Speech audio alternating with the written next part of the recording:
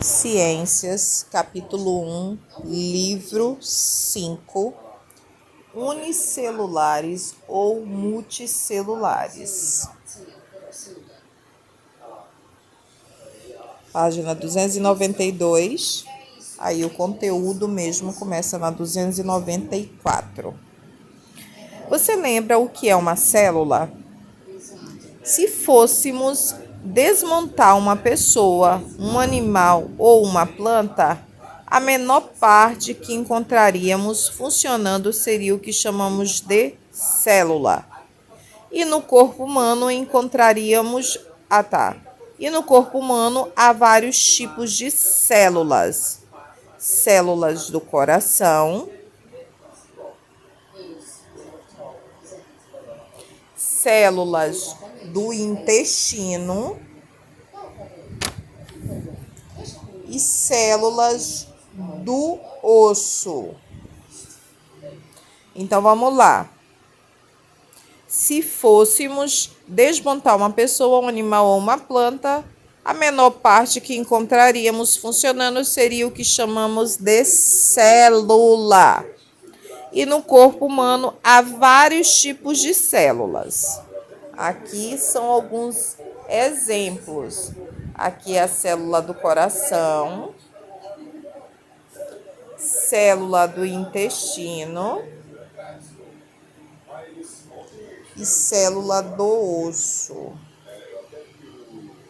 Em ciências, um organismo é qualquer ser vivo individual que apresenta estruturas que realizam processos necessários à vida, como se alimentar, crescer e se desenvolver. A célula é a menor parte que forma o organismo. A célula é a menor parte que forma o organismo e contém as informações para seu funcionamento. Poderíamos dizer que a célula é a menor unidade de vida. Imagine um brinquedo de montar, que está parecendo um Lego. Para construir qualquer coisa, é necessário ir acrescentando as peças. Tá procurando o quê, filha? Acrescentando as peças, que seriam os blocos, até que se tenha um prédio, uma ponte, um animal, uma planta. Por exemplo, cada peça seria como se fosse uma célula para, em conjunto com outras células, formar um organismo. Cada bloquinho representa uma célula. Várias células diferentes formam um organismo.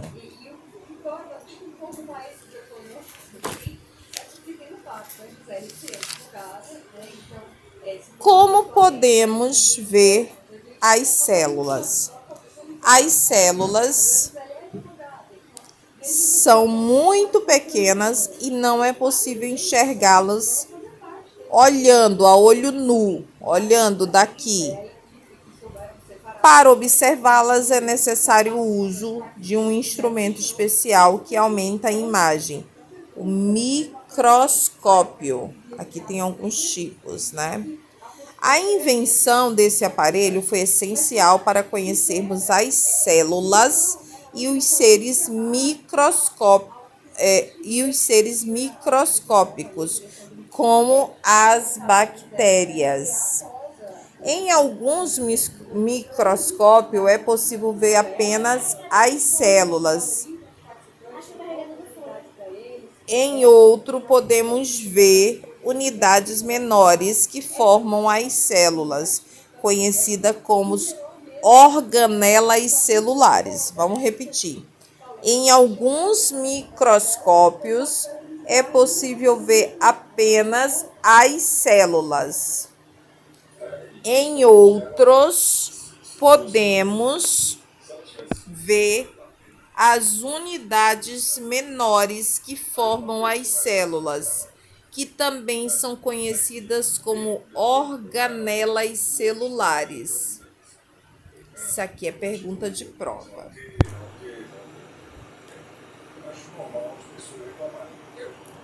Na letra A, é uma célula vegetais observando ao microscópio. Na letra B, é uma célula animal observada ao microscópio óptico, que aqui mostra alguns tipos de microscópio. Na letra C, são algumas organelas de uma célula animal. Vamos repetir isso aqui? Em alguns microscópios é possível ver apenas as células.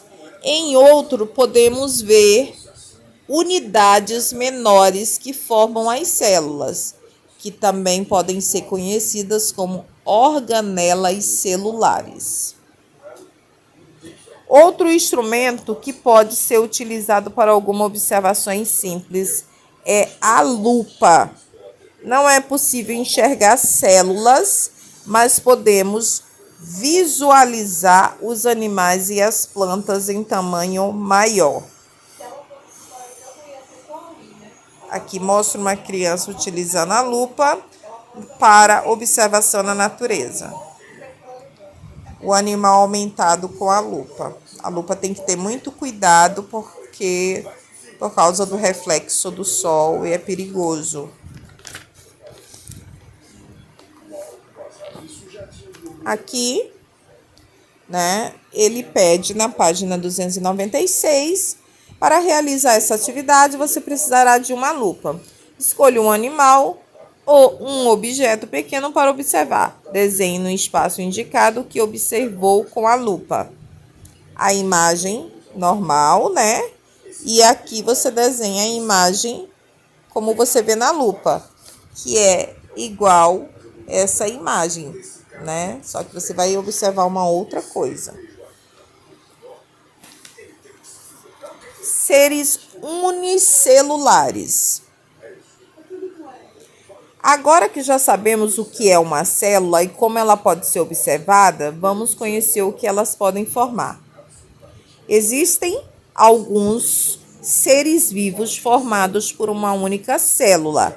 Existem alguns seres vivos formados por uma única célula. E por isso são chamados de unicelulares. Então, quando existir alguns seres vivos formados por uma única célula, vão ser chamados de unicelulares, que seria uma célula só. Esses seres, mesmo sendo formados por uma célula só, alimentam-se, respiram e reproduzem-se. Vamos conhecer alguns deles. Bactérias. As bactérias são denominadas seres microscópicos, uma vez que só conseguimos vê-las com o uso de microscópios.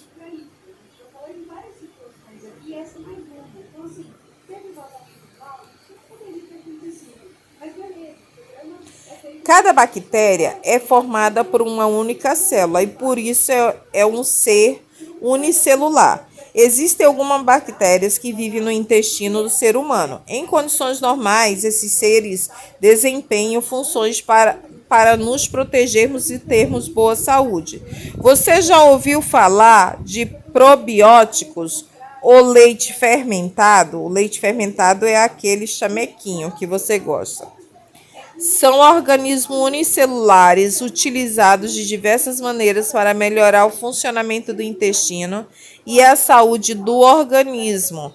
Eles também são utilizados na indústria de alimentos. É tanto que está aqui, ó. Parece com o chamequinho, que você toma. Eles também são utilizados na indústria de alimentos, na produção de iogurte, queijos e leites fermentados.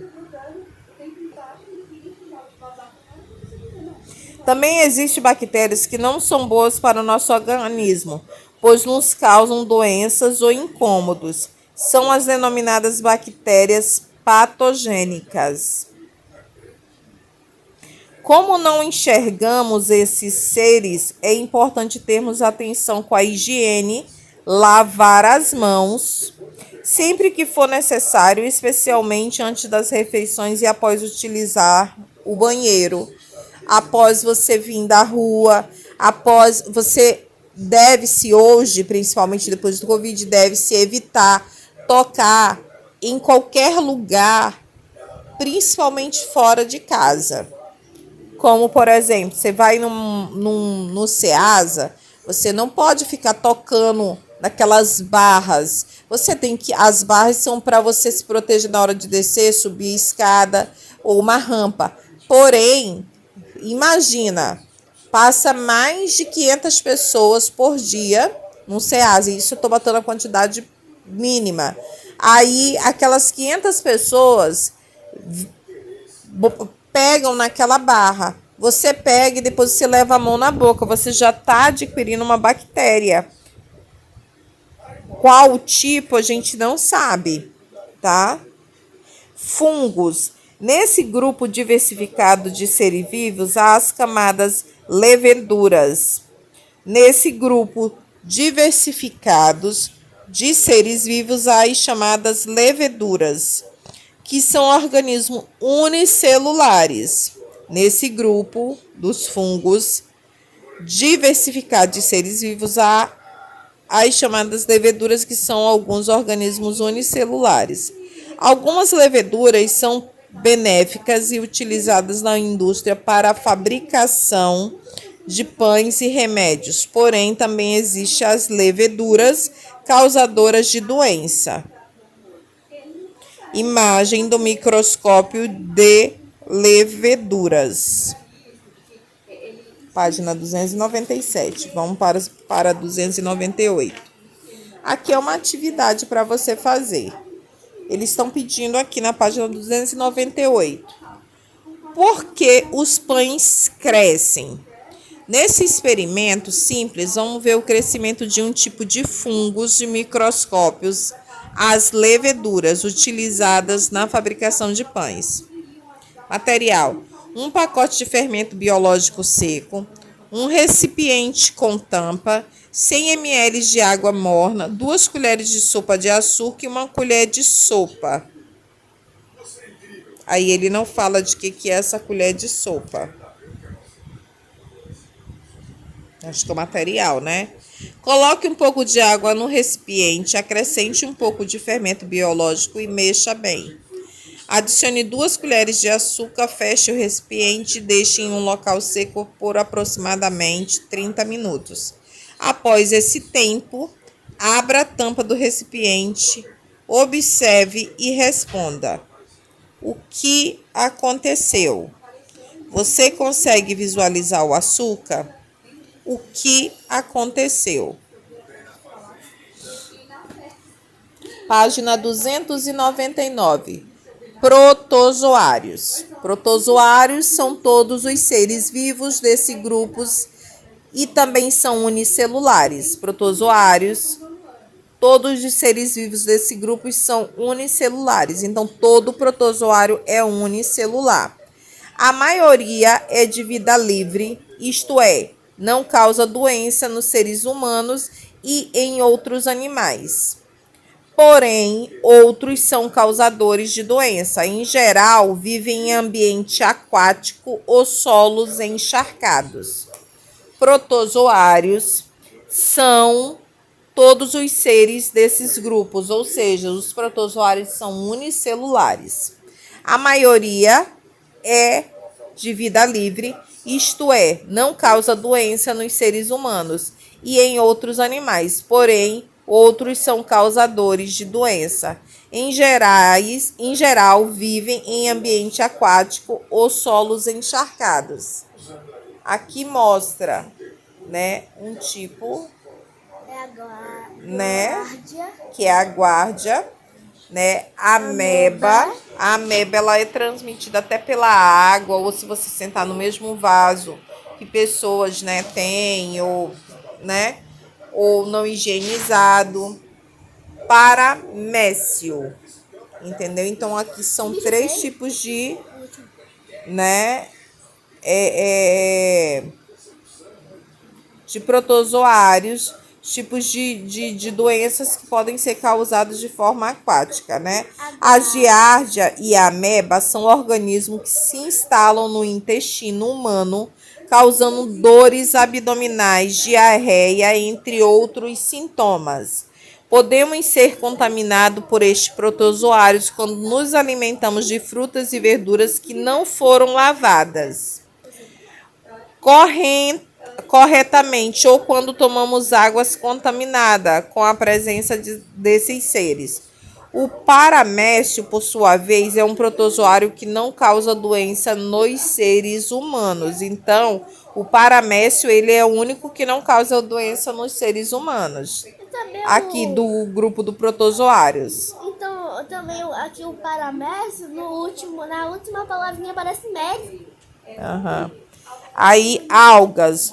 No grupo das algas encontramos muitos seres unicelulares e autotróficos.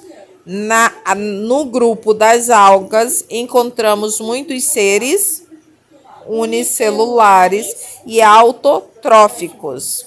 Esses organismos são grandes fornecedores de gás oxigênio, utilizando na respiração de muitos seres vivos. Filha, unicelular é quando tem o quê? Uma célula, entendeu? O protozoário, eles são também no grupo do unicelulares. As algas também. Bactérias também. Bactérias. Aqui, ó, é uma euglena, alga unicelular. Autotróficos são seres vivos que fabricam um alimento por meio da fotossíntese. Como exemplo, temos as algas e as plantas, que dependem de água, luz, né?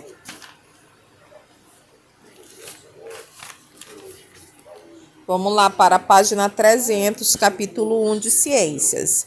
As algas, os protozoários, algumas bactérias e outros seres vivos microscópicos compõem o plâncton, organismos que flutuam sobre a água, ou seja, que eles ficam em cima, né? Também que ficam flutuando na água, entendeu? Qual é a importância desses seres no ambiente aquático? Os plânticos. E para o planeta? Os plânctons, que fazem a fotossíntese junto com as algas, são os seres produtores na cadeia alimentar aquática. Qual é a importância desses seres no ambiente aquático e para o planeta? Os plânctons, que fazem fotossíntese junto com as águas, são os seres produtores na cadeia alimentar aquática.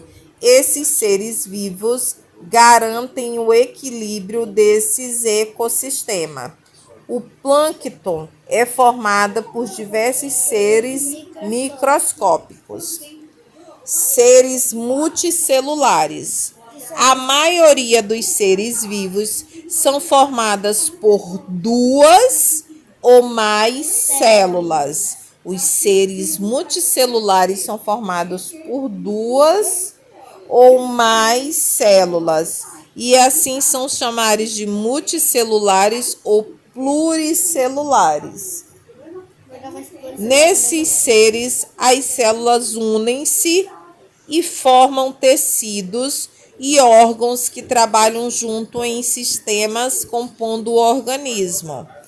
Aí aqui mostra o tecido. Começa aqui, né?